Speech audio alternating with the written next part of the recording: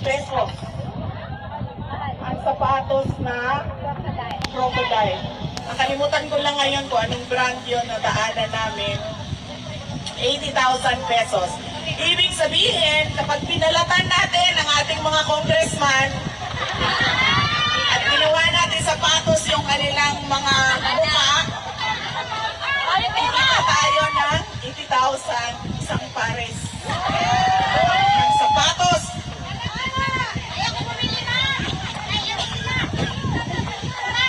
Balik ako sa Quadcom. Nag-imbestiga sila. Sinabi nila doon sa isang nakaupo na witness nila, si Rohina Garma.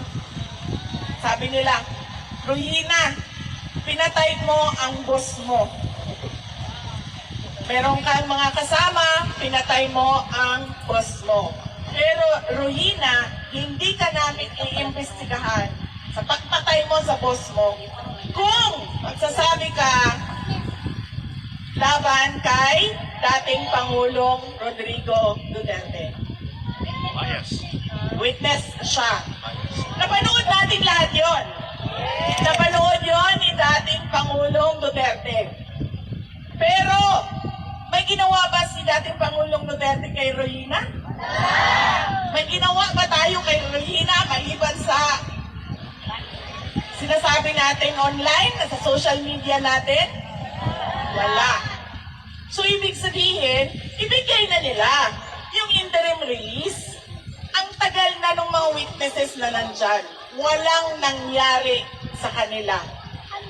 Hindi pa siya Pangulo, naging Pangulo siya, hindi na siya naging Pangulo, nandyan pa rin yung witnesses na sinasabi nila. Ibig sabihin, hindi siya makikialam sa investigasyon o sa trial man. Ang susunod na pwedeng magpa-interim release o hindi pwedeng magpa-interim release kapag nagdududa ang korte na gagawa ka ng krimen. Wala ngang krimen eh. So ano pang mga susunod na krimen ang gagawin mo? Merong mga police operations kontra illegal na droga. Ulam na naman yan, ha? Yung Tabaran! Ma'am! Alala mo, sabi dito sa harap, kulamin na lang daw lahat yan. 15,000 na! 15,000 ulam! 2,000 won, kulang. 1,000 pesos! Ayun na!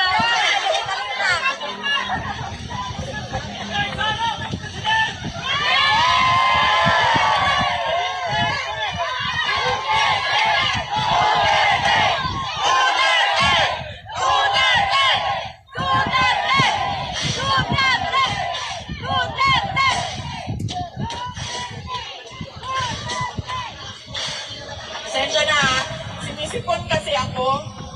Masakit yung